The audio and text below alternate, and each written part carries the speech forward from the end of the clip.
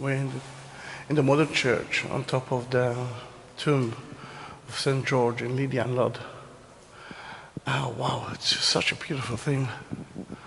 And in that church right now, there's one of the best tour guides of Israel, Mordecai. And hi, how are you?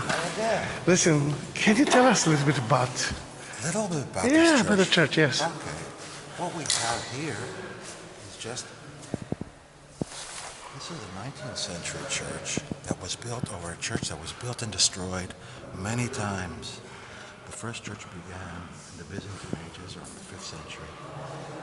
It was destroyed in 614, and again in 1010, and again by Salah-ad-Din, and again by Baybars, and rebuilt each time.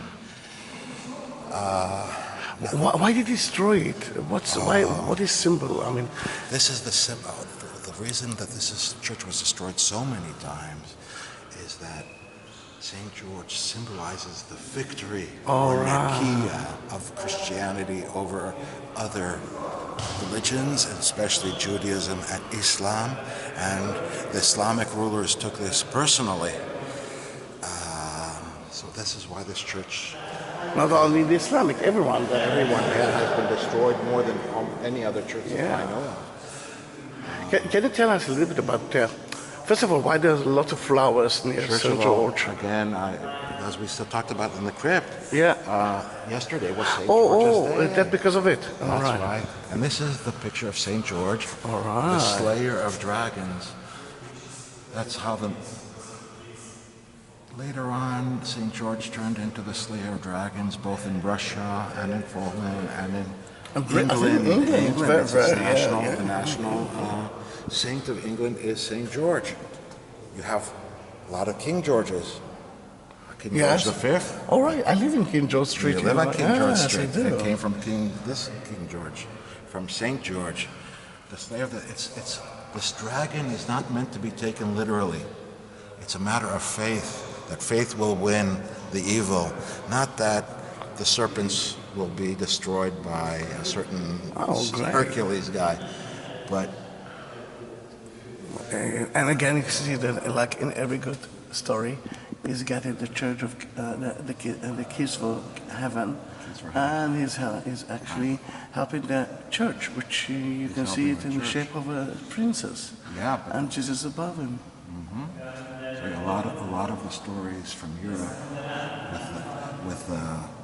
with the princess in the castle, with the dragon outside and the night coming, began with St. George in about the 10th century. Wow. So a lot of what we know as folk tales began with this.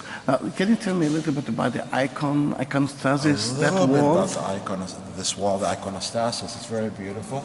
We have here St. George, and then to the right, of course, Mary and the baby Jesus with the angels. Yes. This is, behind this wall is where the mysteries take place. This is where the wine turns to blood and the bread to the flesh of Christ. This is the mysteries of the Greek Orthodox Church. And here to the right we have Jesus. The teacher. The one. The teacher. Yeah. Wonderful.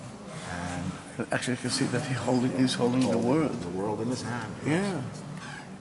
And here we have John the Baptist, one of the greatest theological figures of his age. Yeah, that he always was the kind of the angel, and in that case you can see a lot of the white wings. And here we have the rebuilders of the church to the right. Oh, wow, a lot of information you can actually study from. And look at the colors, Such a beautiful place. And one more question, if it's okay by you. It's a strange church. I mean, you can see the nave, but... Yeah, okay, we're missing, let's come back a little bit. All right. We're missing, we have the left-hand nave, the central, but the right, the right apses is missing. That is now part of the mosque that Sultan Baybars, the Mamluk, created using parts of the land of the church. But the church would have gone... Oh, yes, all right. I remember that I saw a mosque just at the other side. This is one of the few churches that is wider than it is long. True, true. Very few of these churches are. And although it's new, is there something old in that church that place it? The wall near the apse, the left apse. The lower one? Oh, yeah. The colored one. Okay. Is from, if I'm not mistaken, the Crusader period. Wow.